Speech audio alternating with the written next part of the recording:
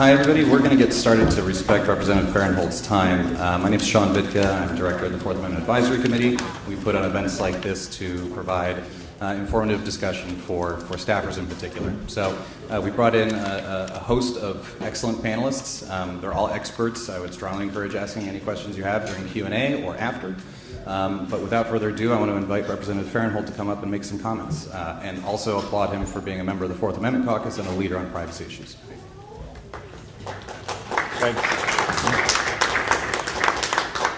Thanks, it's good to be here. Thank you for letting me do the intro. I don't want to have to answer the questions the panel is going to have to answer, because we're talking about really an emerging area of the law. It's been acknowledged that you don't shed your constitutional rights at the border, but you sure seem to shed a lot of them. Historically, the Border Patrol folks and ICE have had the ability to basically search anybody for anything on the idea they were trying to keep contraband out of the country. But it's getting to the point now that they're actually asking you to surrender your cell phone, computer, the passwords to that, as well as potentially your social media apps, which doesn't fit with, I think, the rationale the courts came up with for allowing these searches at the border. Because if you were trying to smuggle something in that's data, you just put it on the cloud and it's available anywhere.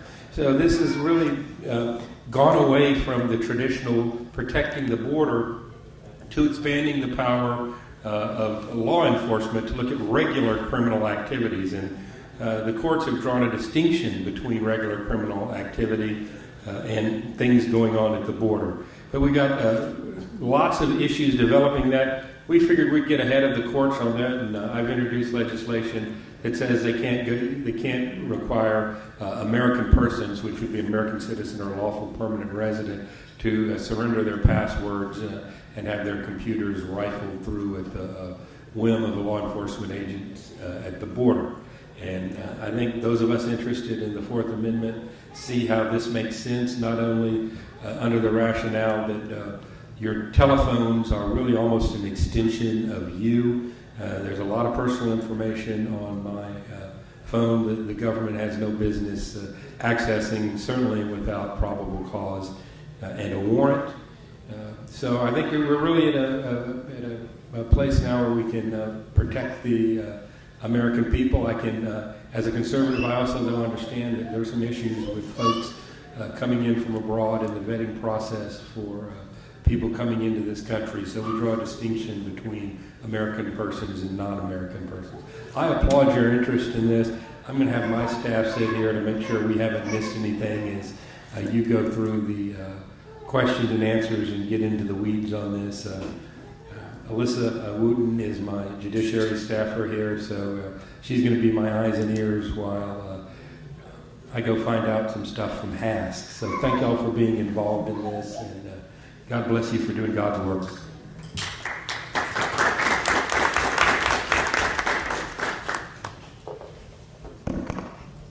Great. Thank you so much to Representative Farenthold for appearing here and for those opening remarks. I'm Laura Moy. I'm the Deputy Director of the Center on Privacy and Technology at Georgetown Law. We have a great panel here of experts to speak about this issue. So I think we want to leave plenty of time at the end for questions from the audience, so please do write down your questions as you have them, and I think we'll try to break around 3:30 or maybe a little bit before to have time for your questions. So I'm going to introduce my panelists very briefly and then ask them to speak for just 2 or 3 minutes about themselves, what their area of expertise is in this, as it relates to this panel, and their area of interest. So I'll turn to you first, Paramita. This is Paramita Shah, the Associate Director of the National Immigrant Project at National Lawyers Guild. Hi, everyone. Thank you for coming. I'm thrilled to be on this panel. The National Immigration Project of the National Lawyers Guild is a national nonprofit that provides technical assistance and support to community-based organizations, legal practitioners, and all advocates working to advance the rights of non-citizens. Our expertise is in this intersection of social justice, the criminal justice system, and the immigration system. And my personal background is in detention and removal. I used to work and do know your rights presentations in detention centers in Virginia. But our organizational interest, and I've been there for about 10 years, is really in abuses at the border, and they range from everything between law enforcement misconduct to the travel ban. We have either litigation, FOIAs, advocacy strategies with community groups on tackling all those areas. And maybe a good place for you to start might be a joint website that we have together with a number of partners like the ACLU, the American Immigration Council, and the Northwest Immigrant Rights Project, and that's called holdcbpaccountable.org. And that actually has a number of FOIAs and administrative complaints brought against the agency for abuses and misconduct that we've seen at the border. Great. Excuse me. Thank you. Jumana Musa, she is a Senior Privacy and National Security Counsel at the National Association of Criminal Defense Lawyers. So essentially what that means is I spend a lot of time thinking about the Fourth Amendment and people's right to be free of unreasonable search and seizure. In that context, I mean, obviously we're an organization of criminal defense lawyers, so we're particularly interested in the intersection between your Fourth Amendment rights as they hit the criminal justice system and law enforcement's putting you there. But in terms of just my background more generally, I have worked on enforcement from many different perspectives and policing. So, everything from police violence and accountability, racial profiling, again, enforcement across the board, but I also spent some years working particularly on border enforcement. And I think one of the things that we need to be cognizant of as we think through these issues is that for a long time, CBP and the border has been floated in the context of immigration, right? That this is about border security and immigration. Realistically, this is the largest federal law enforcement agency in the country.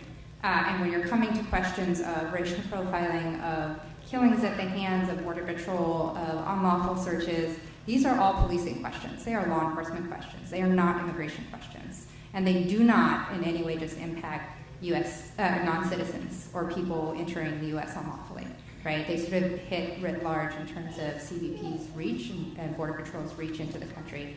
And so from that particular framing is how I approach this and the question of how that impacts people's Fourth Amendment rights more generally. Thank you. Kristie Peña, she's a counsel at the Niskanen Center. And I failed to note at the beginning of the panel, Niskanen Center, along with the Fourth Amendment Advisory Committee, convened this lovely event for us today. So thank you again for your work putting this together. And Kristie, please introduce yourself. Thanks so much for coming out, guys. So like Laura mentioned, I'm Kristie Peña, and I'm counsel with the Niskanen Center. We are a libertarian advocacy-based organization in DC, and we have a couple of policy shops. One of them is immigration, and one of them is also technology. My personal background is really in immigration law and policy, but I also have a legal master's in national security policy, which is becoming more and more relevant in this space as the days go by. So while we think about new vetting procedures and kind of what's going to happen at the border regarding admissions, it's an important aspect to consider some of the national security laws that impact some of people's rights at the border. And then also we do a lot of help kind of drafting policies that consider a lot of the things that you're going to hear everyone talk about up here today. Thank you. And and Joshua Draytell of the law offices of Joshua L. Draytell. Go ahead. Thanks to the Niskanen Center and everyone here for coming. Thanks for the invitation. I am a career criminal defense attorney operating out of New York City. I have, in this context, in terms of practice area, I've represented a number of people in the context of border issues, whether it's a border search in terms of an ordinary case, but also people who have had issues coming back into the United States with respect to these either seizure or searching of electronic devices and electronic media in that context. On an institutional and also a lot of a significant number of national security cases as well. And I agree with respect to the intersection of national security and these issues. At an institutional level, I'm a co-chair of NACDL, National Association of Criminal Defense Lawyers, and as a result I work with Jumana closely. I'm co-chair of the National Security Committee. I am a fellow at the Fordham Center on National Security, Fordham Law School Center on National Security, and I'm a member of the American Bar Association's Criminal Justice Section Council. Great, thank you so much, and thank you so much for our panel here. As I said, I'm the Deputy Director of the Center on Privacy and Technology at Georgetown Law. It's a very small think tank that is housed within the law school, and we do a lot of research and advocacy surrounding privacy and surveillance. Our most recent major effort was a major report that we put out last year on face recognition technology. And we do have a conference coming up in June that focuses on the disproportionate impact of immigration policy, of surveillance technology on immigrant communities. So I'm happy to provide more information about that, or you can find it on our website.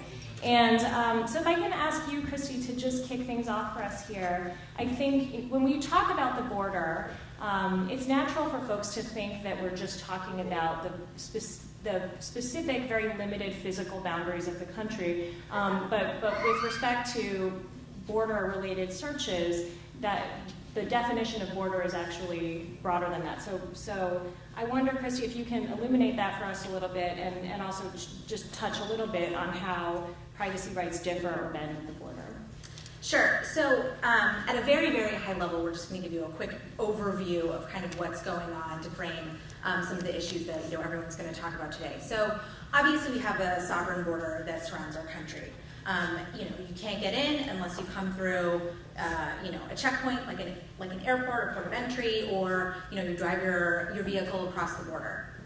There's also a functional border, which is about 100 miles that surrounds the nation. So if you imagine a picture of the country and you take a big magic marker and you sort of outline it, that's going to be the functional 100-mile border, which is important not just because it is a place where you can have permanent or temporary checkpoints or roving kind of patrols, but 2/3 of the country actually lives within that border, so it is impacting a lot more people than you might think, who live in, for instance, like Nogales or El Paso, Texas.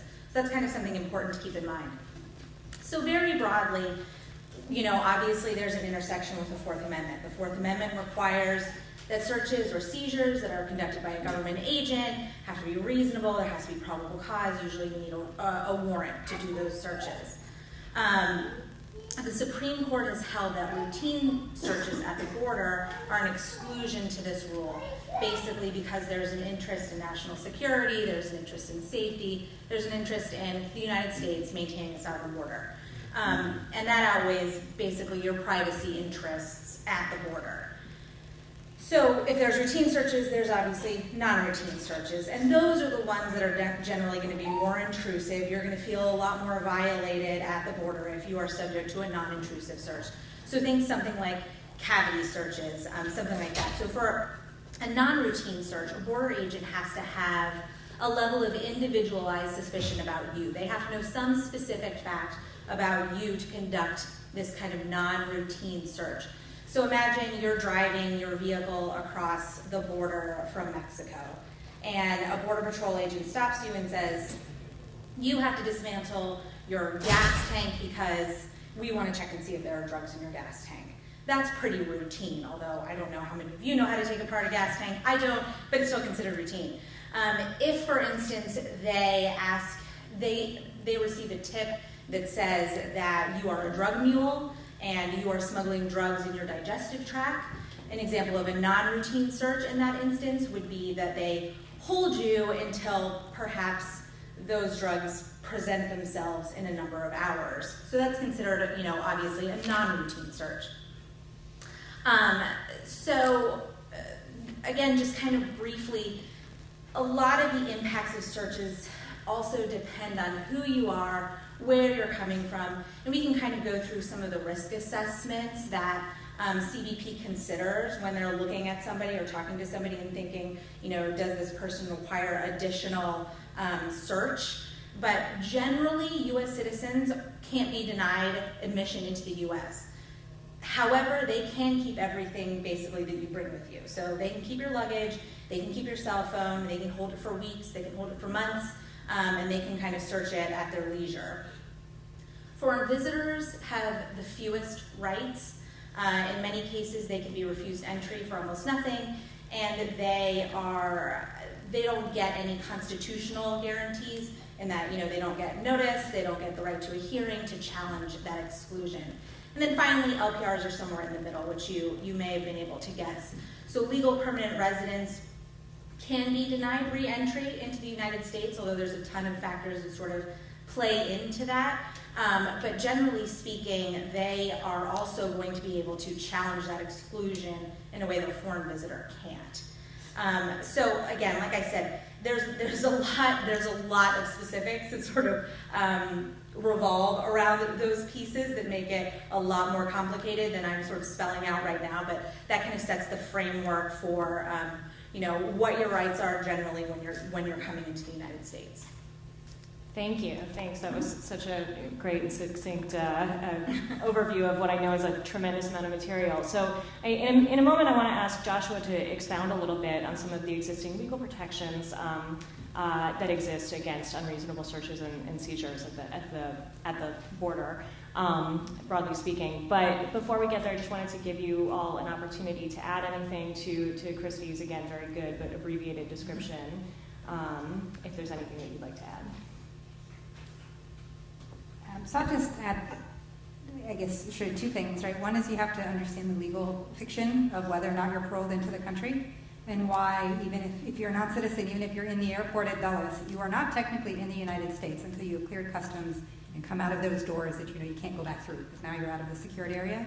You are not officially in the United States. So a non-citizen in that sort of legal no man's land, no person's land, does not have any constitutional protections, right? They don't have it by way of citizenship, and they don't have it by way of being in the country. If you are in the country, and I'm sure that you all are aware of this, but sometimes it bears being said, it doesn't matter what your status is. Constitutional rights apply as per your presence in the country. That being said, the 100-mile rule, just to give you a sense of what that means and why, Kristie's talking about 2/3 of the country live in this zone that can be patrolled by Border Patrol. That stems from a regulation that came about back in the 50s that said that Border Patrol could patrol within a reasonable distance of land or sea borders. And at that time, they determined a reasonable distance to be 100 miles in one area, which later took hold to all areas. So 100 miles of any land or sea border. And I think there's two things that you need to be cognizant of. One is when that was set out, there was about 1,100 Border Patrol agents. There are currently 21,000 and change, and this administration is proposing another 5,000. So, the capacity has increased greatly.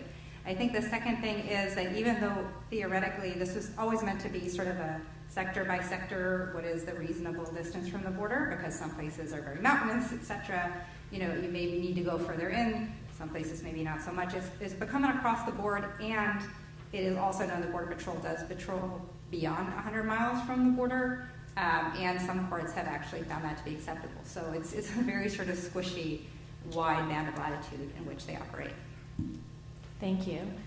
So Josh, I'm gonna kick it over to you and ask you if you can talk a little bit more about the existing constitutional and statutory protections that we have for privacy at the border, and what, if you can talk a little bit about some of the legal gray areas and maybe common violations where additional clarity might be needed. Sure, thanks.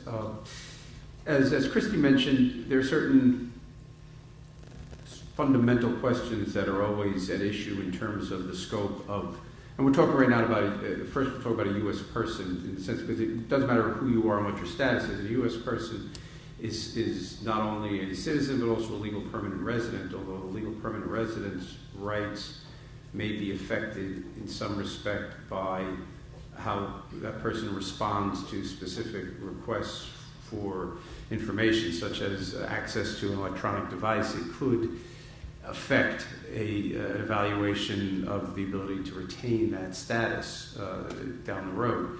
Whereas for a citizen, it's different. The citizen obviously has the full panoply of rights, and the most consequent, not without any consequences, but certainly the most consequence-free ability to simply decline, in the context of what we're talking about in terms of to decline a search of an electronic device or the surrender of a password or any other information that might be used for further investigation or monitoring by CBP or any other law enforcement agency. So citizen versus non-citizen, or U.S. person versus non-U.S. person, with the gray area of legal permanent residence. In the middle, the where, the border, or the functional border.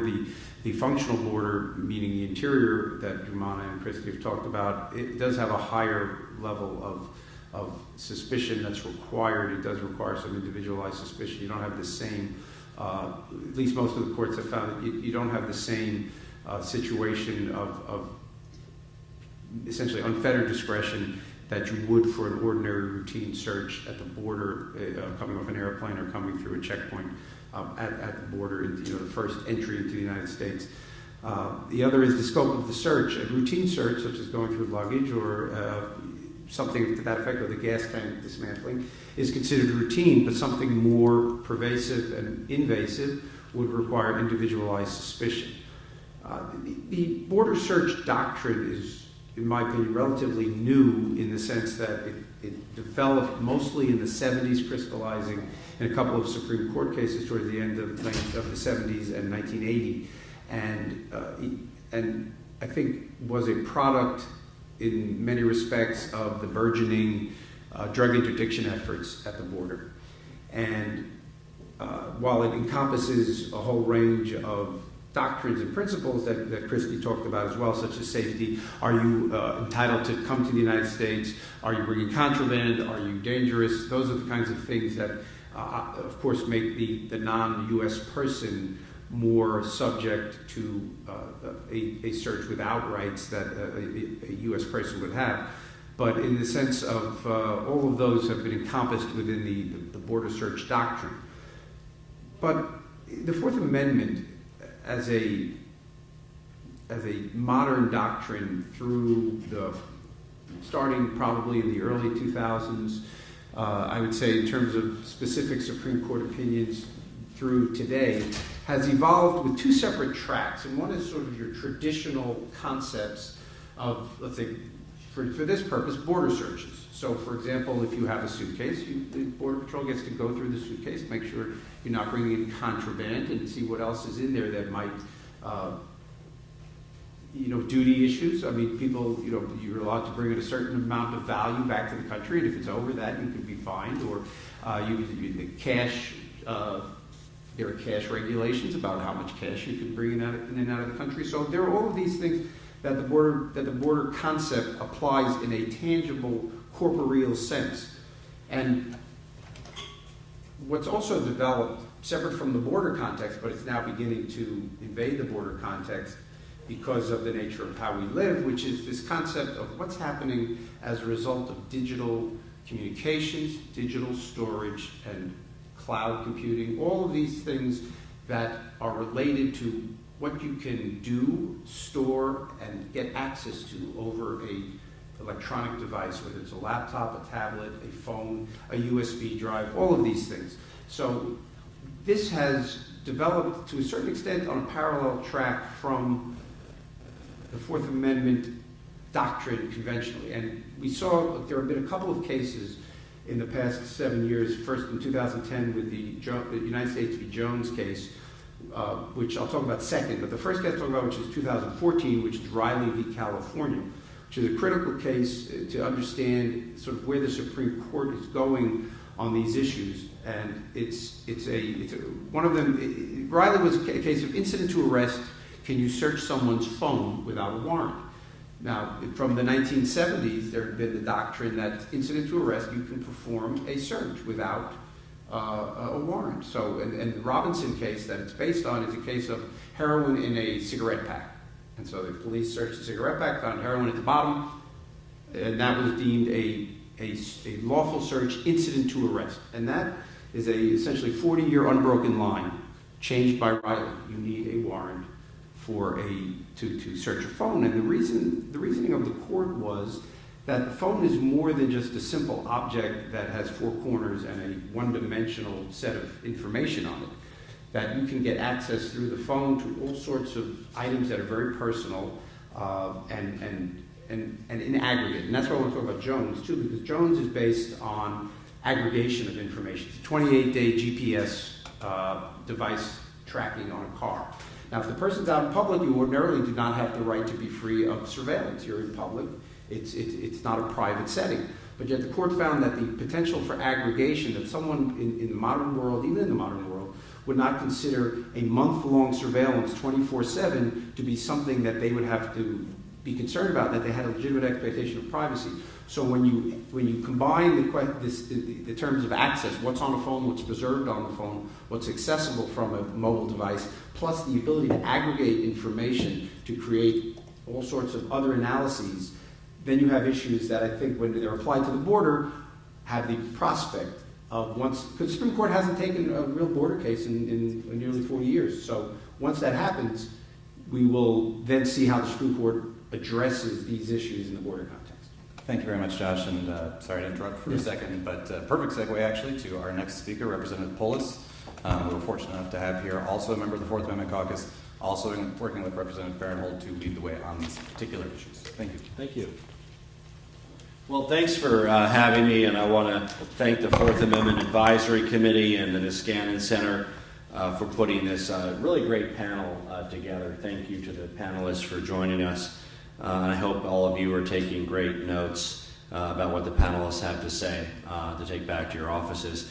I'm going to briefly address the right to privacy at the border in relation to cell phones and other digital devices. You know, after hearing a number of stories about the Customs and Border Protection agents requesting American citizens, I should say demanding American citizens unlock their phones at the border without any warrant, without any probable cause, including them having asked a NASA engineer. I sent a letter to the Customs and Border Protection Agency requesting the Department of Homeland Security reveal to Congress their requirements to inspect electronic devices at the border. And unfortunately, they refused to answer that simple question. It seems to be a completely arbitrary, unconstitutional approach that they use to force people to unlock their cell phones. And you know, these kinds of events seem to be happening more and more. I think many of the agents that are perhaps acting as rogue agents outside the direct chain of command at their agency are feeling emboldened in the current climate, and we're hearing more and more about these unconstitutional seizures. What we've also noticed is that many people having their phones and laptops searched are of Middle Eastern descent. We have a disproportionate application of searches that seem to be based on race or national origin, which means that these digital searches seem to be a way to extra-legally profile individuals not based on true threats, but simply on their heritage. Of course, we know all Americans deserve a right to privacy, regardless of their race or national origin. It's in our Constitution, and that's a reason we decided to introduce the bipartisan bill to make sure that our privacy laws are protected upon re-entry. The legislation was a necessary and logical step to protecting our constitutional rights. And the government should, of course, not have the right to access your personal electronic devices without probable cause and a process whereby a judge grants a warrant. And that applies whether you're at home, whether you're walking down the street, or yes, at the border. And we need to make it perfectly clear that our Fourth Amendment protections as Americans extend regardless of location. And frankly, while it's sad that this bill is needed, I'm glad that we've come together in a bicameral, bipartisan manner to ensure that the Customs and Border Patrol agents don't continue to violate our constitutional privacy safeguards.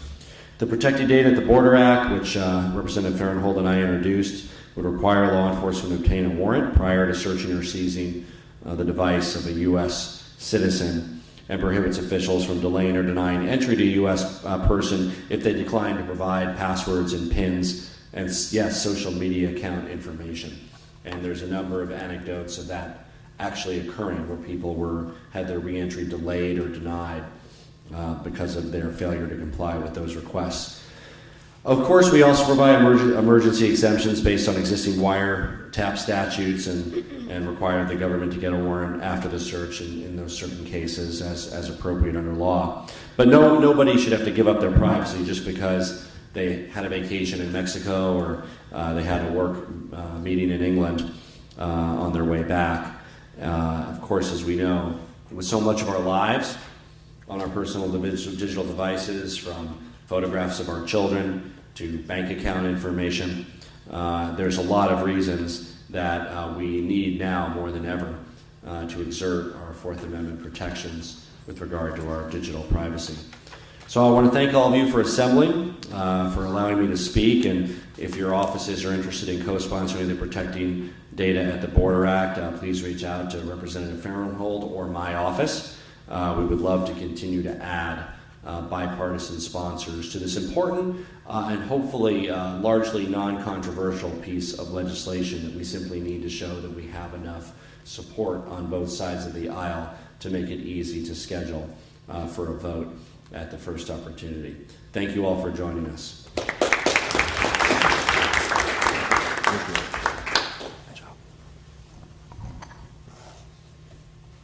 Great. Thank you very much, Representative Polis. Thank you for your remarks and for your work on this issue. So I'm going to turn this over to Paramita now to talk a little bit about some of the recent developments in border searches, both stemming from technological developments, and I know we've touched on this a little bit, at least speaking about searches of devices, but other developments as well, and as well as changes stemming from the administration change. Sure, thank you. Oh. Can y'all hear me? Yes, you can. I can hear me. All right. So I really only had 4 points to make, and some of this has already been said, which is that number one, we all know that border searches and seizures are on the rise. And in fact, that it's not just anecdotal information, that we have some information from reporters who've requested this information where it looks like February 2017 in terms of cell phone searches or in terms of device searches will eclipse the number of searches for all of 2015. So that's kind of where we are in terms of the impact of this work or these new policies. Border agents scrutinizing content on laptops, phones, and other portable electronic devices, this is not a new thing. And in fact, even though this has been rising for a while, the reason why I think this is a different time and requires a different analysis is for other reasons. But I think the combination of the searches and seizures with the collection of information for which we don't know how it's going to be used, where it's going to go, how it's going to be shared, and with an absence of any remedy to correct transgression is a big problem, I think, that we're going to find in so many of the policies that we see. Just today, for example, the Department of State released guidance asking for additional collection of social media identifiers and handles today that all visa applicants will be required to answer as a contingent for their entry. And how much time are they giving organizations or people to comment? Only until May 18th. And it is being pushed out as an emergency measure. So I think the mass collection combined with the searches, again, is one thing that I wanted to flag. Because even though it's happening to U.S. citizens, it is also happening to non-citizens like legal permanent residents. Legal permanent residents constitute 10 million people in this country, so it's not insignificant. And while people are very concerned about the entry of non-citizens to the United States, it is important to remember that the rights of 10 million legal permanent residents are also at stake. And part of this, we know, at least when it comes to the entry of U.S. citizens and legal permanent residents, really goes to what the Secretary has already said. And when he testified that we want to get their social media and passwords, what do you do? What do you say? He told lawmakers. If you don't want to cooperate, you're not going to come in. What does that mean in actuality for people who are traveling from inside the United States, outside to visit family, coming back in, or for visitors who are coming back in? The second point that I want to make is that under the Trump administration, the relationships between anti-immigrant organizations and Customs and Border Patrol are being strengthened and formalized as never before. And that is not speculation, that is actually reality. During the election campaign, the Customs and Border Patrol Union made no secret of its unequivocal support of the president and his policies, and many senior staff of these organizations, which are typically viewed as being anti-immigrant groups like the Federation for American Immigration Reform or the Center for Immigration Studies, now hold senior positions at Customs Border Patrol or within the Department of Homeland Security. Moderate reformers have been pushed out, and this has happened already within the first 100 days. I think the Representative Polis has already talked about the new emboldening of CBP agents. But the reason why this matters is that CBP, and when we talk about the Fourth Amendment really matters about what kind of police you have at the border. Because how we're going to enforce our Fourth Amendment depends on the character and values of the people who are going to be our gatekeepers. And they are gatekeepers. They decide who comes in, they can decide who applies for asylum, they decide who can be a refugee, and they can decide who can be kept out. And there's virtually no redress for a denial or contesting whatever questioning you may have about their policies, if you're a non-citizen especially, and that is a problem. The third point that I want to raise is that, I think the administration is just beginning to roll out a number of policies that will impact non-citizens. And even though we're talking about the Fourth Amendment, I did want to flag one thing. There are other protected liberty interests. And already, as we're looking at these policies, we can't ignore the new configuration of the Supreme Court and what that could mean. Just a couple of years ago under Kerry v. Din, we saw a protected liberty interest, marriage, right? That was something that was, very troubling for me as a Supreme Court decision when someone a U.S. citizen who was married to a national outside the United States was not allowed to bring their spouse over because they simply invoked the statute for the national security exception or grounds of inadmissibility under the INA. Just that mere invocation can result in a denial of a visa. So when you combine mass collection and you have such a low threshold of just a mere invocation that can actually bar people from being together in marriage, which is a protected right, what does that mean for how we're going to be as a global player in the United States, and what does that mean for our relationships? And lastly, I think I did want to speak about the stripping away of privacy protections, and maybe we can get into that later. But the last point that I want to leave you with, and Jumana and I had spoken early, and I think this will segue nicely into this, is that this really brings up a question of what this means for interior enforcement. So I've been practicing immigration law for 18 years. I've seen many abuses at the border in the interior, and I've worked on some litigation, done a lot of removal cases, and I can tell you that what has changed now is the technology. And the technology where we used to set up vanguards of defense to protect our amendments are fastly disappearing because we're moving so fast. So what does it mean? For example, in the past, you may have been, if you're arrested, you're brought to a police department booking station. Now we're coming to the age where the booking station is brought to you through a mobile biometric device, right?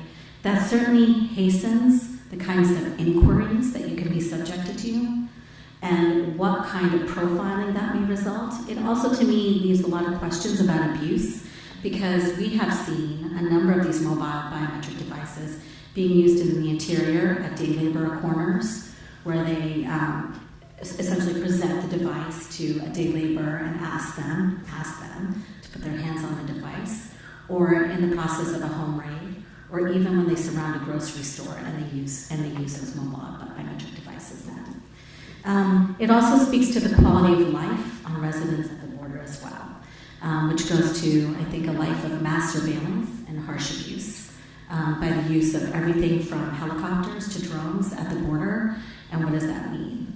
So when we get to the questions of accountability, and I'm looking forward to it, that will be something I can speak more to. With that, I'll turn it over to Jumana. All right, so, this isn't necessarily something that had occurred to me earlier, but I was listening to Director Comey testify today in the Senate, and, one of the things he talked about, was their ability to check all kinds of different intelligence community databases And he threw in there that they also check, they could check the biometrics of people in Iraq because they collected a great deal during the Iraq War. And so in the context, if you all remember the conversation that was had after we saw the very militarized response to protests in Ferguson, there was a conversation about the transfer of tools of war to local law enforcement agencies.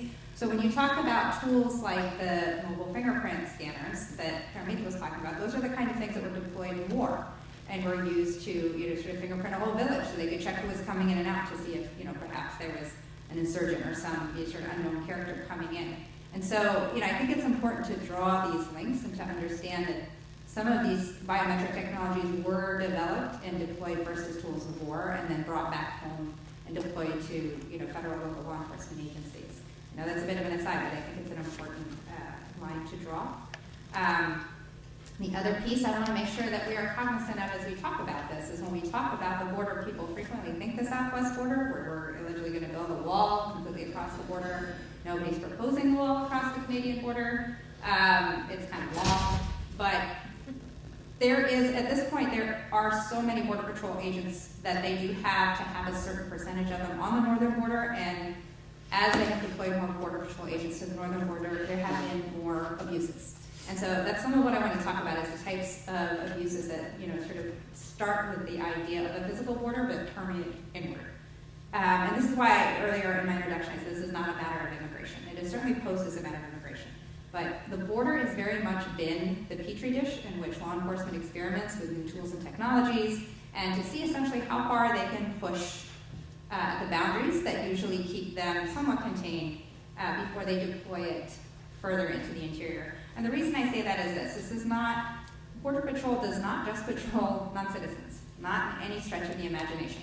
And not just in the sense that Customs and Border Protection has customs officers who are the people that you see at the ports, either if you drive across or if you get to the airport and they ask you, what did you buy, whatever. They have Border Patrol, which is their law enforcement agency, and they also have, forgetting the name, but they have like a sea agency. They're more interdiction. So they're different components. They obviously encounter U.S. citizens coming into ports of entry. That is not a shock to anybody. I think what gets a lot less clear to people is how much interaction they have with U.S. citizens in the interior of the country and far into the interior and what that looks like. And so, I think some people have been frankly taken aback at the fact that Border Patrol does have as much authority as they do, or customs officers have as much authority as they do over U.S. citizens at the border. Not just taking of the devices, not just holding of the devices, copying of hard drives without explanation and without a heightened sense of scrutiny as to why. I know Representative Polis and Peña both sort of talked about the very targeted and racialized nature of these searches. Again, before this administration ever took office, before people were talking Muslim ban, Muslims were definitely stopped and searched and questioned much more often. I'm talking veterans. You pick sort of the most sympathetic ideal case. They have been stopped, they've been searched, people have had guns drawn on them in front of their children. And when you talk about related rights, questioned about protected First Amendment activities. So if you think about the kind of questions they ask, they should be asking, how much cash are you carrying? What did you buy? Where were you? Was this work or pleasure? People are being asked questions like, do you pray 5 times a day? What mosque do you go to? What is your favorite surah of the Quran? This is not a question that I would think to be asked as I was entering another country, any country, right? They don't ask the question about what's your favorite part of the Bible, what's your favorite part of the Talmud, is there a particular Jewish law that you're really attached to? It's very specific. There's been lawsuits over this. So this is sort of now being heightened and taken to the next level where, your name is Muhammad Ali because your father was Muhammad Ali, right? Which seems should get you a pass, but not in this day and age. They want to ask you if you're a Muslim, which to me the name makes it kind of obvious. And sort of search and detain you from there. But I want to also talk about what happens when you get past the border. And so one of the things that we have seen, and this particularly in the Southwest, but there are some in the North, are fixed and roving checkpoints. I would love to know if anybody has any familiarity with Border Patrol checkpoints in the interior of the U.S. Well, yeah, you don't talk. Any of them. Have any of you ever been through a checkpoint in the U.S.? A couple of you have. But it's the kind of thing most people imagine in other countries, right? And what does that look like? It essentially looks like you're driving down the main highway, and there's literally a law enforcement checkpoint where they can stop and question, and sometimes they need a secondary and search you at any time.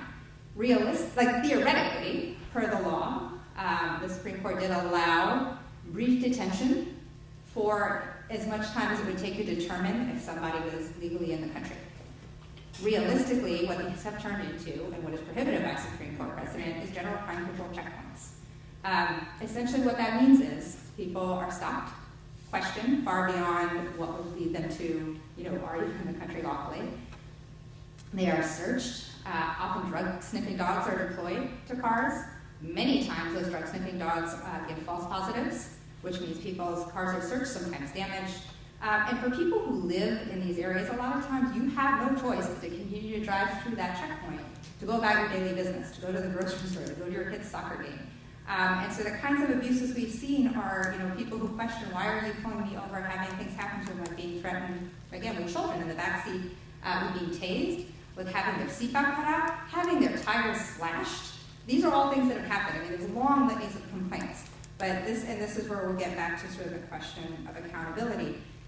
There's not a whole lot of statistic keeping by Border Patrol on these things, which is not surprising. But from what people have been able to gather outside of that, what is clear is that at these Border Patrol checkpoints, the number of apprehensions that they, per how much it compares to their whole sector, and this is in the Tucson sector, of people who are in the country unlawfully, is less than 1%. So less than 1% of the people that they are detaining in their entire sector are coming from these checkpoints. What is happening is a lot of arrests.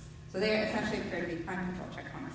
The other thing that is happening, and again, they don't keep statistics, and more importantly, they don't even keep a record of any stop that doesn't result in an arrest.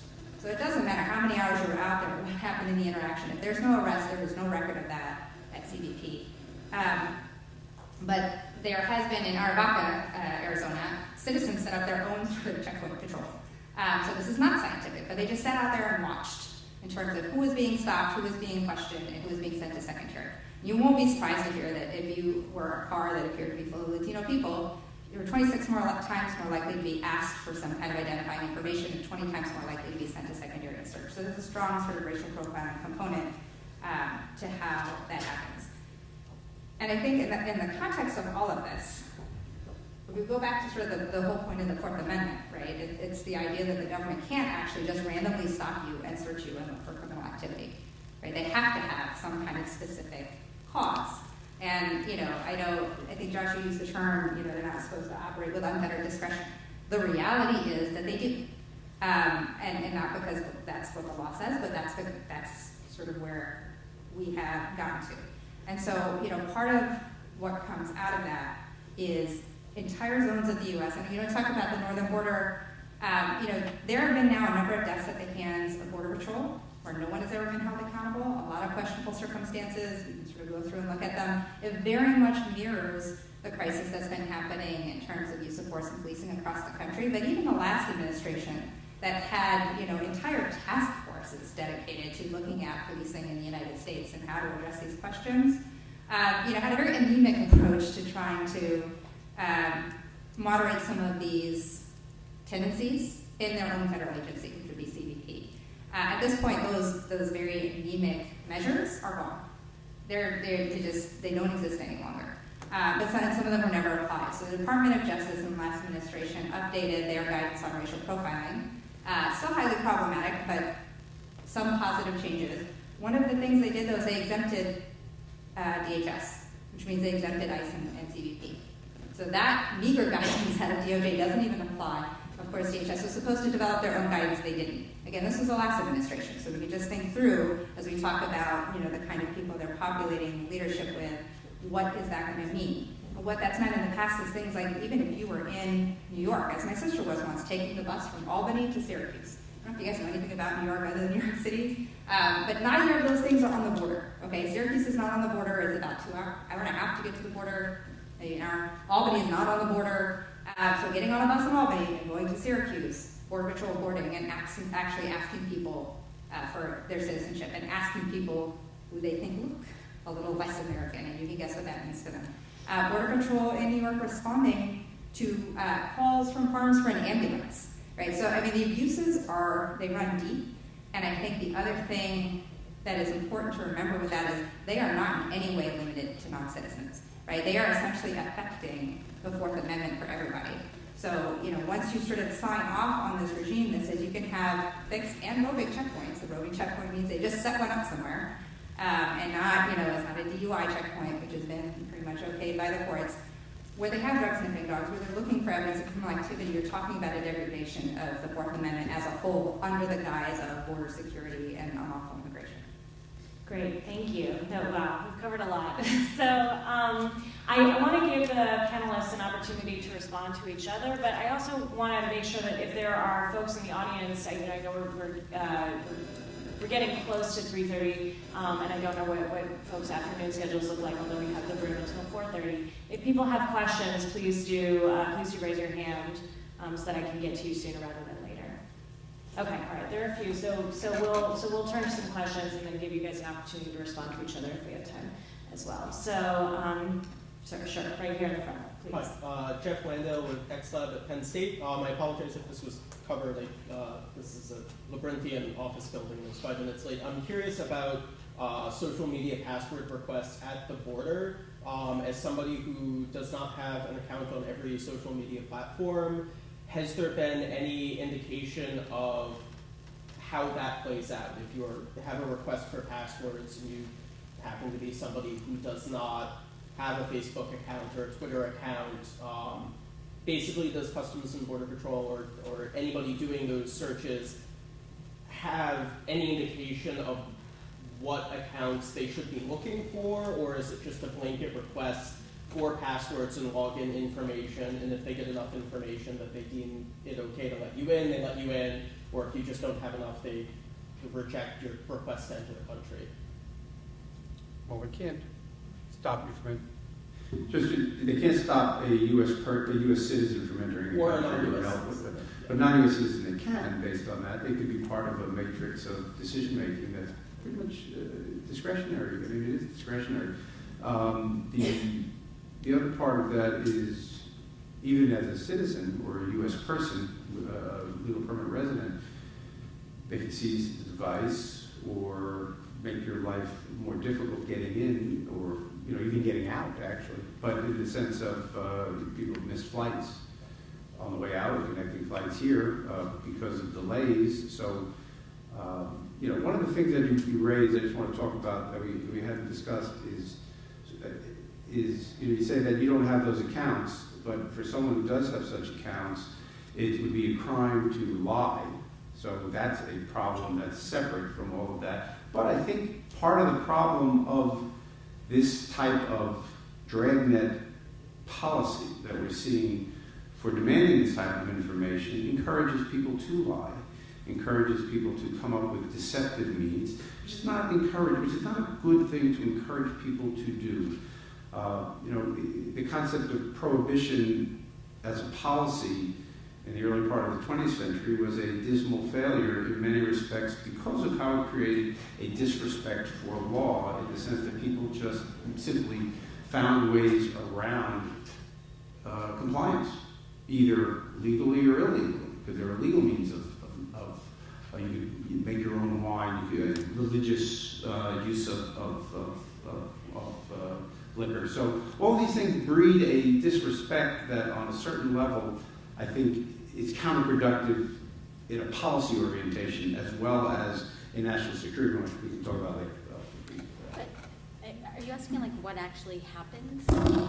Yeah, and with the idea in mind that is this policy essentially punishing people for not taking part in common social media platforms?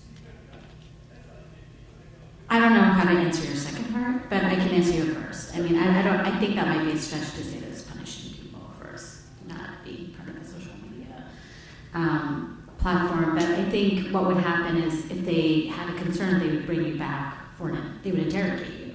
So they would move you to what's called secondary inspection, and you would be interrogated there by an officer until they are satisfied that they can let you come in. And so that could be a delay of anywhere between, several minutes to, 10, 12 hours, sometimes longer, depending So that would be the impact of, potential impact of, what they may view as a deceptive act.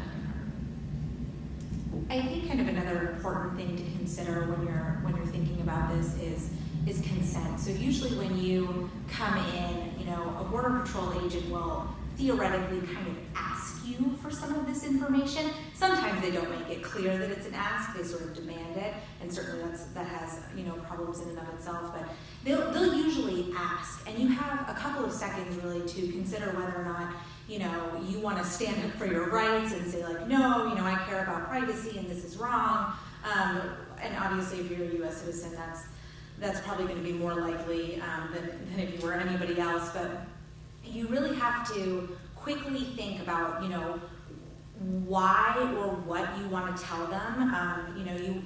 You want to think, well, if I say no, are they going to look into my past criminal history? Do you have past convictions? Are they going to look into how often you travel and where you go and who you meet with and how long you're gone? Because all of these things really play into how long potentially you can be held there. And then on top of that, if you do comply, do you want to comply with just giving them your passwords and letting them kind of fish through your phone, for instance? Do you want to comply with logging into your Twitter account? Do you want to comply by turning on your laptop and opening all your files and letting them kind of rifle through your pictures, which they do a lot because there's a lot of child pornography that they identify at the border. So you have to think about that kind of all at once, and you have to think about what they're going to do potentially with some of that information. So this isn't always just them looking through your vacation pictures, which most people probably don't have that big a problem with, but I think like Joanna said, they store that information. In many cases, they can copy your hard drive, they can copy what's on your phone, they can log into your cloud account and see whatever you have on there. And if you're an attorney or if you're a doctor, you may have privileged information on there. You may have things that you have never even thought somebody might have any interest in looking at, just out of sheer boredom. But all of those things sort of have to run through your head all at once, and in many cases people aren't expecting any of these questions, so they just kind of say yes blindly, and they don't really know what they're saying yes to. And moving forward, that makes it much more difficult to challenge in court if you want to assert that there was a violation there. So it's all just kind of something to keep in mind. I mean, just to add one thing, which is you can know all of your rights, but there's clearly an intimidation factor to all of this, right? Which is that you're not walking out through that door that says, once you're out, you're in a secured area, until one of them says you're walking through that door. And there's a number of things they can do to make your life difficult. So realistically, people like me have found themselves in a place to advise family of many things, including, think about whether you want to travel on your electronic devices. And if you do, think hard, like my mother's hypoglycemic. Think hard about having snacks with you because they're not going to bring you food. They've done people food for lengthy periods of time, trips to the bathroom. There's many coercive things that can be done to you. This is, again, not unlike dealing with your standard local law enforcement officers. I mean, Sandra Blunt was someone who stood there and asserted her rights and knew her rights, and we still all know how that turned out. And so that is very much in the back of people's mind who feel that intimidation and maybe don't have the protection of, like if it was me, I could probably call Josh or somebody to look for me or something like that. But I'm going to just take my own privilege to ask Josh to cover something that I know he and I have talked about, which is, and you just touched upon, which is, what does it actually mean to be an attorney who has national security cases, who travels internationally, to talk to witnesses, to defend your client, that has confidential files, to be traveling with that information back across a border where the government that's prosecuting your client can look at your information? It's sobering in many respects. I am experienced at going to countries where I thought that the countries where I was going would monitor it, or perhaps clone devices, but never thought coming back that I was in danger of that. So look, there's privileged information. There's information that's covered by protective orders that Customs and Border Patrol doesn't have the right to see, because the judge has declared that only the prosecution and the defense can see it, because it's sensitive. Would I bring an expert or a fact witness from overseas who had privileged information and wasn't even a U.S. citizen? Can I do that? How does that affect my ability to give my my client a fair trial. I looked at the statute that's been proposed, and I think there are a lot of good things with it. I think there are certain things that I would add or amend, but I think it's great that Congress is thinking about this, because I think that in addition to the Fourth Amendment as a threshold, there's room for more. I wouldn't see the Fourth Amendment part of it for the reasons that I mentioned in terms of the evolving nature of Supreme Court jurisprudence in the digital age, but there is room, just like in Title III, which is referred to in the statute, the wiretapping authorities. It's built upon a Fourth Amendment foundation. So let's actually, can we drill down on that a little bit? Because if there are additional things, if there are other things in our in our policy toolkit, as it were, that can address some of the problems that we've talked about on this panel, my guess is that there are folks in this audience who would like to hear those things and would benefit from your all expertise on this. So let's hear it. Oh, okay. I'll just do. I do think that there are. It's not just a Fourth Amendment question, too. I think it is a real serious First Amendment question. I mean, think of it this way: think if you're a U.S. citizen, and you go abroad for a period of time, and you can't take a religious article with you. What I mean by religious article, something that's part of the observance of your religion, and you don't take it with you, not because of where you're going, but because you're afraid when you come back, it's going to identify you in a way that you don't want your government to know, because that puts you automatically under suspicion. There may be one particular religion today, but I can tell you across the timeline of my own career, things change. And the target today may not be the target tomorrow. Maybe a broader target, a different target, an additional target. So think about that in terms of being an American and what it would mean to have an America of that character. And what can be done to stop that in the context of legislation.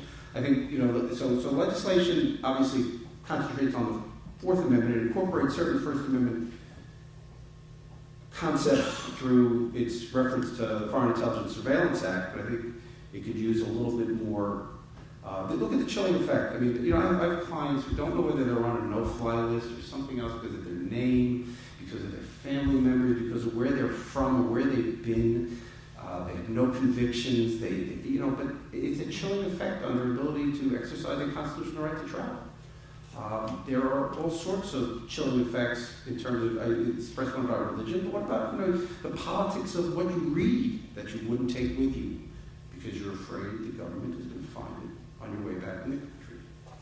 It's an extraordinary concept, totally a 180 reversal from my own experience, traveling for decades, going to countries where you're concerned about the security forces of the country you're going to now have it flipped entirely. I think another constitutional consideration that's starting to crop up is the Fifth Amendment, which is basically your freedom from self-incrimination. And so that's coming up in the context of your passwords or encryption codes or even your fingerprints, which is sort of interesting. So there are a lot of circuit cases out there right now. They're split for the most part on whether or not the Fifth Amendment applies in these contexts. So, for instance, whether or not, I'm the Border Patrol agent and I say, sir, please tell me your password, whether or not you giving that password, knowing that perhaps there's something incriminating on your telephone, is a violation of your Fifth Amendment rights. We do know that passwords are more secure than your fingerprint. Essentially, your fingerprint now no longer has too much protection at all. So if you're really, really interested in protecting the things that are on your iPhone, certainly don't think that CBP can't tell you to put your fingerprint on your phone, because they can. And they most assuredly will. So keep that in mind. And there are a lot of guidelines out there now that deal with encryption. And I am certainly not an encryption expert, and maybe someone up here happens to be, but I do know that there are cases that are now split that trying to determine whether or not you have to give up an encryption key that you keep in your mind as opposed to one, for instance, that you write down on a piece of paper that might be in a folder in your bag. Those are probably fair game, but something that you hold primarily just in your mind, whether or not that's something that can be requested by CBP, or whether or not that's protected by your Fifth Amendment rights. I just have one thing that kind of got off a little on a tangent rather than answer Laura's question specifically, but in the context of toolkits, and I think accountability needs to be achieved, and I think there are two essential aspects of it. One, which is in the legislation. I'm not a FOIA expert, and usually when I get to the record-keeping part of legislation, my eyes glaze over. But this is actually quite important because of the lack of information we have now, and the need to quantify this so that we can analyze it, and you can analyze it, and determine what's working and what's not working. And so in that sense, I think the record-keeping part of it is an essential and extraordinarily important part of it. And again, I'm not an expert in the record-keeping and FOIA part, so I don't know whether it's fully as comprehensive as it ought to be, but it certainly it looks very strong in that context. But the other part is the disincentive of searching improperly and going beyond the bounds of what is permitted, and that is a court-oriented concept. And there is a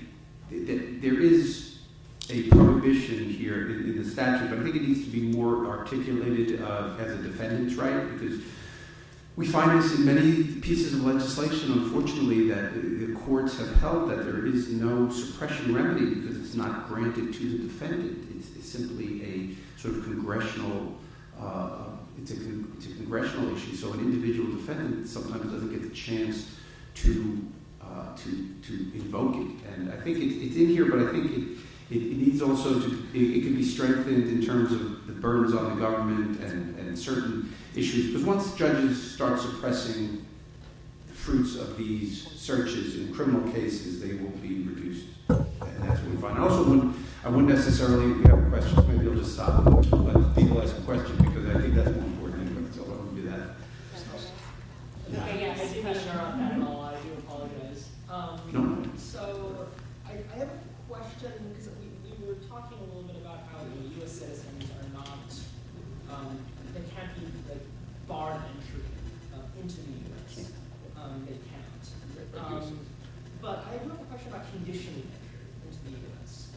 So for instance, hypothetically, and I know, judging by what's happened even in February or prior to this, a situation where someone, an American citizen, comes to the border and they have a cell phone that doesn't have a password on it, but it doesn't have it has a password on it, but you can't put your finger down or anything like that. They can't force that. Can the Border Patrol agents in that situation pretty much say, either unlock your phone or we're not letting you in if you're a U.S. citizen? No, but they can detain you for further questioning. They can seize the device and hold it for an extended period. And if you haven't backed it up, you're without all you're without all your information and your phone, for that amount of time. So I don't know if anyone wants to add any more specifics. They create obstacles towards getting, access to your counsel. That's very typical. So, the delay can be more prolonged, but they can't actually prevent your entry. They can make your life painful. But they can, but they can't condition your entry insofar as if you don't feel like it. No.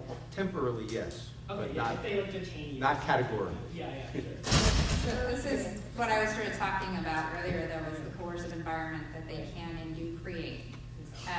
Which is one where they just stick you in a room and it might be cold and nobody's asking you questions and nobody's bringing you any food, and maybe you don't have access to a bathroom. You certainly can't call anybody, because if you guys have ever traveled and come through customs, you can't make calls when you're standing. You're not supposed to be using your device, right? And so there's a number of ways in which they can sort of coerce you into giving it up, but it cannot be that you're going to give this to us or you're not insuring. Okay. And has there been any situations where someone has gone to the courts saying that we feel that, as a U.S. citizen rather, of saying I feel that I had been conditioned entry because I refused to give up my phone and they detained me and then they tried to take my phone or anything like that, or is that just never really come up in argument against policy?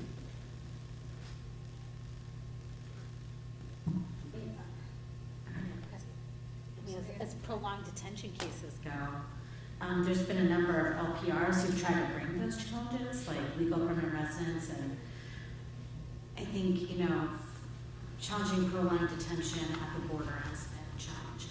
But, there's the converse is that there's a New York Times article from February 14th, 2017, which tells the story of a U.S. citizen who was leaving the country and was detained to the point where he missed his flight. So that's a significant intrusion and interference. Question in the back there. Hi, I'm Amina. I'm a law clerk with National Security Counselors, and I have two brief questions. The first is, I think you had touched on this a little bit, but just as a broad question, if you do take precautions to protecting your information, your data, for example, not taking your smartphone with you when you travel, or encrypting your data, or using a disposable phone, does that in itself give individualized suspicion for CBP to say, okay, well, you obviously don't want us to look at your information because you don't travel like everyone else, so, does that present individualized suspicion just by virtue of you taking those actions? And then my second quick question is, there have been cases where people have been profiled by airlines or by people on their flights, just by virtue of how they look or what language they speak, and that will, for example, cause them to be kicked off their flight or to be rerouted or something. And because of that profiling, now does that give CBP reasonable suspicion or probable cause or anything to say, okay, well, you've had an incident, we have to take a closer look at you when you get here? So, two pretty separate things. In terms of the incidents of people being kicked off of flights because they spoke another language or made somebody uncomfortable, at least those have for the most part been domestic cases, right, where customs is not involved. So you're going from Cleveland to Philadelphia, I know it's a short flight, but whatever. Domestic travel and largely an airline decision. A sort of larger profiling issue that's come up in the airports has been TSA and their behavioral profiling, which was based on the idea that you could sort of tell by certain behaviors that somebody might be up to no good, but in reality, what that meant was that they, stopped brown people and black people and people that had baseball hats. I think it was very odd, but it resulted in a great deal of racial profiling. But again, those don't sort of intersect with the customs world as much. And so it's kind of a separate animal.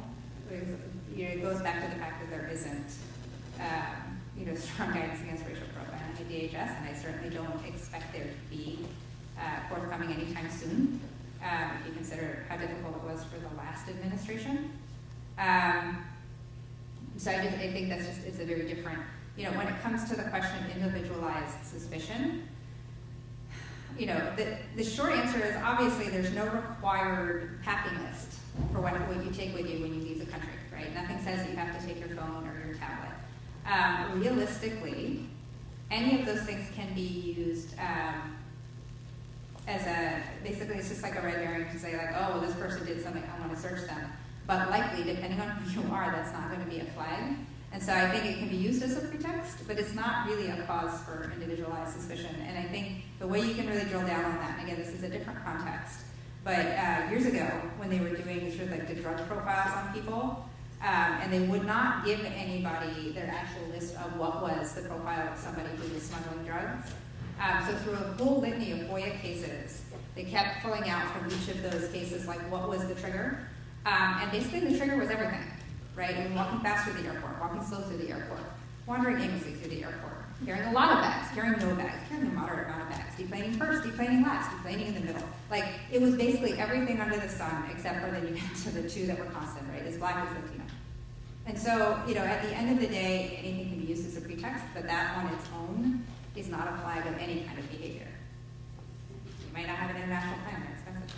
But on a practical level, it may very well be, for the reasons having to do with drug profile, which the two ends of the polar ends of the spectrum were both activated the profile. And the Supreme Court validated the profile in a case in the late 80s. But the other part is that in that context, the Electronic Frontier Foundation, EFF, has put out a very valuable primer that's available on its website. It's a 50-page analysis of this. But part of what they say is be careful about using too many protective measures, because that could raise suspicions, regardless of whether it's legitimate or illegitimate, or just because you want to invoke your privacy. But a Border Patrol agent has a certain amount of discretion, and looking at someone who is traveling with a phone and a laptop and says, sure, you can search it, and someone who's seriously not traveling with that, who said they were away on business.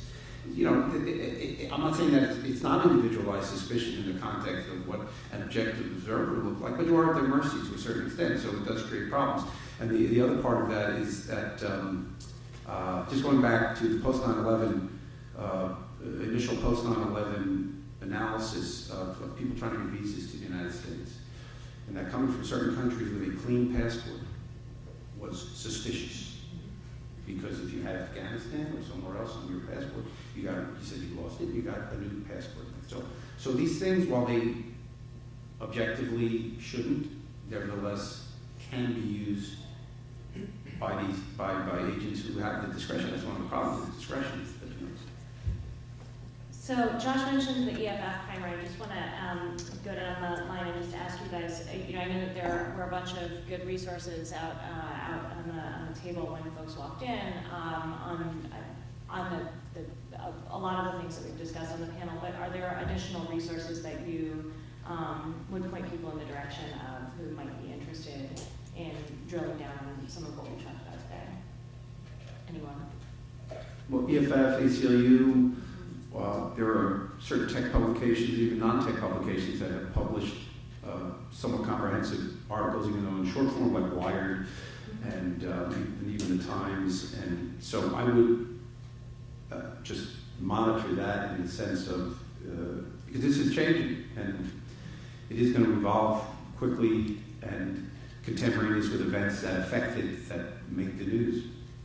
And we have a resource too. It's very short, and it was namely meant for community groups who experience enforcement in the interior, and how they can navigate when they're stopped, essentially by ICE agents in the interior, and ask for their social media passwords. So.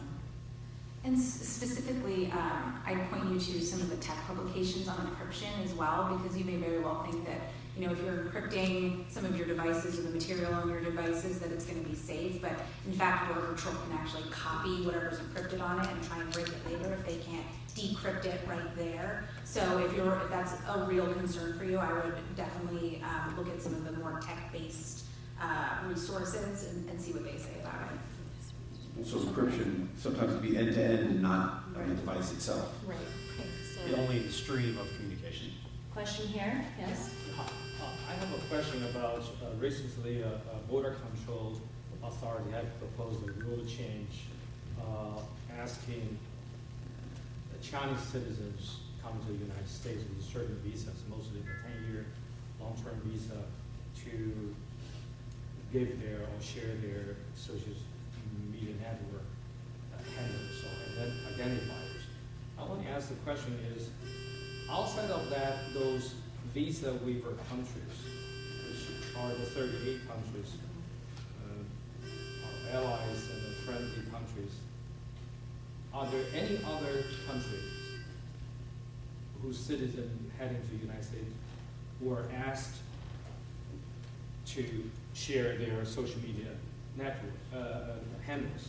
Now, this is very interesting because if our concerns is about the national security and more the kind of a hardcore terrorism related to national security, then the fact is, and nobody would disagree, that ever since 9/11, there's not been one single Chinese travelers heading towards the United States, including a Uyghur minority Muslim here, has been turned out to be a terrorist or to be discovered with intent to do some terrorist act. Now, if that is the case, and I definitely think that is the case, then what is this new concern is about? Are we expanding our national security into all these other areas? You know, could be economic espionage, China being too powerful. Is that a new area we're getting into that? But most interestingly, if we are still concerned about the terrorism-related national security hardcore, if there's no other countries, like the Middle East, like Egyptian, Morocco's, who are asked the same question, then that's very interesting to compare. So, I think, to me, I don't even think the relevant consideration is there hasn't been a single, act of terrorism that's come from someone from China or someone from fill in the blank country. And the reason I say that is this. That kind of racial profiling, sort of broad brush painting of it's this country or it's this religion, has always proven to be an inefficient law enforcement tool. Law enforcement has recognized that, even though it's sort of the lazy fallback. But you can look years ago when Customs was doing the drug profiling, and a lawsuit was brought, and they actually stopped profiling based on race and started looking only at behavior. And what they found was the number of stops went down, but the number of stops that resulted in them finding contraband went up by like 300%. Right? And so when it comes down to it, if you say, I am checking the people from these 5 countries, or I am requiring this country to get special visas, I don't think it takes a genius to say, hey, if we're up to no good, maybe we should come from the 7th country and not the 6th that they talked about, right? And that's why, they had a special registration program and entry program at post 9/11, which listed a number of nations. And so, then you had a shoe bomber coming from, Nigeria, whatever. I mean, the point is, you had somebody coming from the UK. You had people coming from countries that were not on lists. And so I think rather than, the question, usually those questions are political, right? Which is why people say, well, why not Saudi Arabia? Well, I think it's kind of easy to see why not Saudi Arabia politically. But when it comes down to the question of functionally, what is good law enforcement practice if you are actually trying to, catch contraband, prevent attacks, catch child pornography, or whatever it is you're looking for, focus on behavior and suspicious behavior versus countries, religions, race has always been a more effective measure, and so there needs to be a way to walk back to that. But can you help me with a fact, whether there is any other country whose citizen has been asked to share that? All of them. All of them. Everyone, including U.S. citizens. Right. All of them. Yeah, it's policy. Mm-hmm. All of them? Policy is across the board. But, but the question you raise, though, I think is also about, there's a question of policy as to whether the policy of demanding this kind of information is productive in a long-term sense, in the sense of, I think it's going to affect tourism rather negatively. I think in the context of what you said, we talked about this in our pre-call yesterday, and just to anticipate is what person from a country that's an economic competitor of the U.S. would come to the U.S. with proprietary information in a digital context. You're basically giving it away. The same is true for academics. So we're going to lose out on a lot of intellectual stimulation and innovation by preventing those people or discouraging those people from coming to the United States. And I think that it will not necessarily be something that anyone will feel tomorrow in a material way, but within a year or two, yes, and within 5 years, dramatically. I think also that, in the context of productivity of the national security, on a pure national security level of preventing violence in the United States or other acts that might affect national security, sabotage, other things like that, is that what we found from electronic surveillance is that, and even NSA cut back dramatically last Friday in its collection, is that more is not better. More is just more and more difficult to determine the bona fides of what you're getting and the inability to even review it. I mean, through the 2000s, the dearth of qualified interpreters in various languages at the FBI put them several years behind in FISA listening. I'm in cases where the government has gone through maybe 20% of the FISA intercepts in terms of because of their manpower problems with interpreting. So think of what you get at the border in terms of all this information, chasing bad leads, chasing false positives to the point where you miss true positives. We have incidents that occur in this country, and if people say, why didn't they know about this guy? He's on the radar, but he's one of a billion people, he's one of hundreds of thousands of people on a radar, that as a result, the resources are so extended you couldn't tell the difference between a false positive and a true positive. So just adding to Jen's here, I guess what he's referring to is specifically DHS released guidance to O and B regarding adding an option to for people entering specifically China to include their social media handles. And this OMB guidance is specifically from people from China. So I think that's what he's referring to, in which case then the question largely would be, have you heard of this, and what are your thoughts about this going forward, and whether or not there are other countries that have been specified with this OMB guidance, and if so, and So this is what I actually referred to. So this was actually released countrywide today. So the emergency comments that they're seeking by May 18th is for all countries. They're adding it to all applications, yes. All visa applicants will be required to provide that. It used to be optional. I think now it's going to be required. So that was released today. You mean any citizen in any other country today? That's right. So that, you know, there are two stages of vetting, right? When you apply for a visa, that's done by one agency, which is the Department of State. And then when you come to the border, it's the Department of Homeland Security that can actually do a complete redo and decide whether they're going, they have the authority now that was kind of given to them to either, you know, deny the visa, turn them back, do all types of things. They can't revoke a green card. They can't obviously turn away a U.S. citizen, but there's lots of things that they can do. I mean, and what was troubling was kind of the uncertainty about what they could do around refugees. But I think what you need to kind of think through when we're talking about this vetting process is like, what does the collection mean, right? And what I was trying to bring up before is, what does the sharing mean between the agencies? And how's it being disseminated, and for what purpose? How is it going to be used against the people who are going to be coming in? And I think those are the questions the government has really failed to address in their interest to push through a number of fast-track collection procedures on the grounds that this is a national security problem, without really not attaching it to something more concrete than just invoking a national security concern.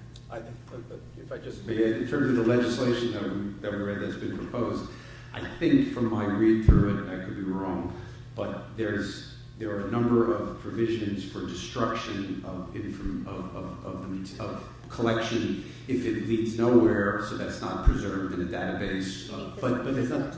Yes, but I don't believe there's anything that addresses what Paramita said, which is that in other words, there's nothing like a grand jury Rule 6E prohibition on sharing. So once CBP has it, everyone has it in terms of the government, and that's a problem. You know, cynically, I would say that the extension, my simple response to the extension to every country is that rather than have it simply be a transparently discriminatory policy against Chinese, they just expanded it to everyone. And the real concern is retaliation, right? I mean, the real concern is retaliation, right? That they could use this information, so you get it at the Department of Labor. Can they bring it to you in a Department of Homeland Security setting? If you get it through this agent, does a local police agency have access to that information? There's lots of questions we don't have answers to, and this is a rabbit hole that I think immigrants and U.S. citizens are facing when it comes to these kinds of policies and procedures. And you know, I think some of this legislation addresses some of the things by inserting an exclusionary remedy, like by getting rid of some evidence that could be used against you later on, or setting up auditing procedures within databases. But it's really not the end of it, because I think even though we're talking about this federal agency, what I think the administration is going for is interoperability across the board with police, 3,000 departments, right? Police departments across the country, and federal agencies. And what that really looks like to me is a national police agency that has hooks not only at the border, but kind of percolates around the country. And if you think of it as a web, and if all that information is interoperable, the question is, what is the remedy that U.S. citizens have, that residents in the United States have, to really, I think, push back and either get off those databases, or or get rid of those practices, but also seek a remedy from the government to really challenge them on the abuses that result from those policies. I mean, I think the other thing, I'm sorry, I'll make this quick because you've had a minute to go out, but I think just the fine point to put on there is when you talk about them collecting this information and then where does it go next? I mean, I think you can't divorce from that the fact that the DHS in particular has had a whole set of processes that nobody has ever seen by which they deem people to be risks and therefore make their travel difficult or impossible, right? So there's a no-fly list, there's a selectee list, you don't know how you got on, and you don't know how to get off. I think anybody who's dealt with them, I was on one for a number of years. There's no explanation as to why I got on. I can give you my guess as to why I got off. But that's not very functional. You're talking about almost 1 million people who are on that list. And it can be seemingly arbitrary. Sometimes their children have ended up on those lists. So again, now you're talking about sort of reaching out further and integrating the information more. And I think, in an environment where facts and evidence-based thinking is not valued, how that can be used should be a serious concern. But all right, so question. I'm sorry. Who? Okay. All right. Sorry, you're behind there, and I couldn't see. So let's hear your question, and then if there are others, let's hear those as well. Then we'll try to answer them together. That sounds great. First off, thank you all for being here today. My question is kind of about metadata and the networks that are contained within this technology. Racial profiling being terrible in itself is kind of the analysis of one person's physical appearance and then making associations about who they are. And now we have technology where they can see an entire network of people that you are either tightly associated with or loosely associated with. I was wondering, in what ways have you seen the information that is collected analyzed or massaged or manipulated? And also on the question of pursuing remedies, if there are no remedies for the collection of this information in the way that it is handled, have you seen signs that that is a credible argument that such collection programs should not be in place? Great. Sorry, and let's just hear this other question as well. So. Yeah, if I may add to that topic, basically it comes down to transparency and accountability. And when you address the question of false positives, I think that would be one of the metrics in terms of analyzing or understanding the effectiveness. And I also heard a lot about how technology has created a challenge to all of us in addressing these issues. And there were questions about what are the buckets of tools or policies that would be available. And I wonder about, can technology be turned around rather than the cause of problems? Can that be built in as part of legislation or whatever policy it may be as a part of the solution and getting that kind of information? The first thing that comes to mind is body cameras. In other words, start turning technology into a positive force for something that was otherwise unmonitored, right? And police civilian encounters.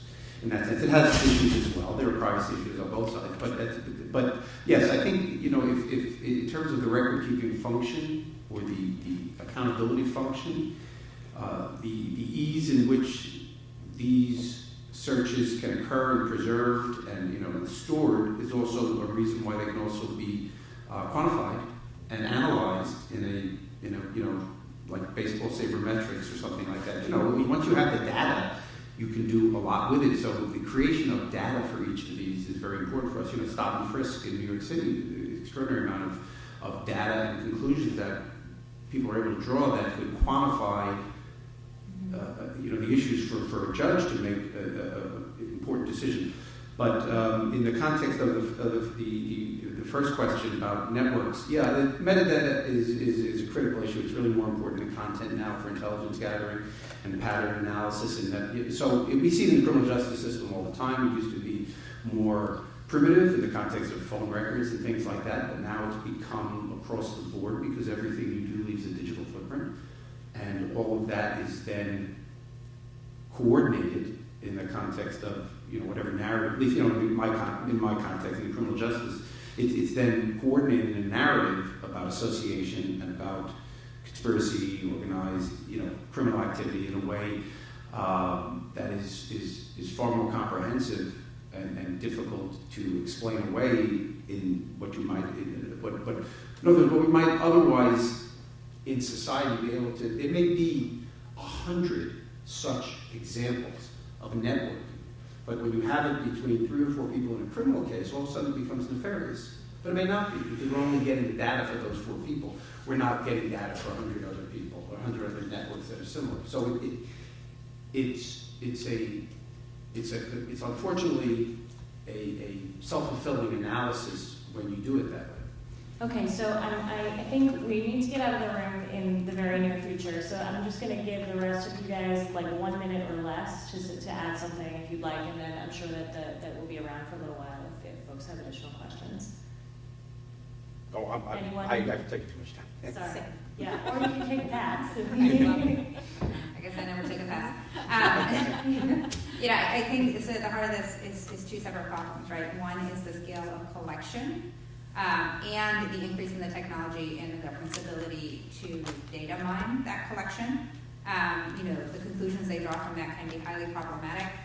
That all sort of requires a longer conversation. So I think, solutions are both limits on collection and retention, which is a critical piece, and also limits on the ability to data mine that information without, a specific, reasonable suspicion or warrant level request, right? So even if you have all the information, you should not be able to, as the FBI would say, just query it.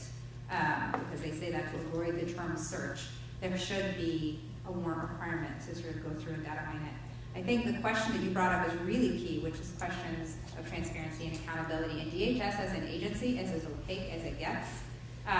They do not keep the statistics. You're laughing when I say what you're saying. Yes. I mean, they don't keep the statistics. They don't want to keep the statistics. They don't have even close to the number of internal affairs or inspector general staff that they would need to actually analyze what the agency is doing. It is so rife with problems that there's been tomes written on it. And I would suggest there's a piece you could look up. It's an old political piece called The Green Monster, where they sort of really looked at ramping up sort of a huge amount of hiring that happened in a short period of time, which reduces your ability to vet people, to train people, and they had to reduce their standards of who they were hiring. And it was so bad that at some point they actually internally changed the definition of corruption because they had so many corruption cases, right? So they just redefined corruption so they didn't have as many cases. Okay. So it's an agency in crisis. The transparent accountability is key, but right now it's completely lacking. Okay, great. Very, very briefly. So I just think that I think groups will have to do more litigation to determine how to get the data out. And I don't really see a way of developing policy during this time that will be effective. So I think litigation at the local level to build in accountability measures that will force partners at the federal level to obey as a condition of kind of like getting operability at the local level. Great. Okay, so thanks very much to the panelists. Thank you all for coming.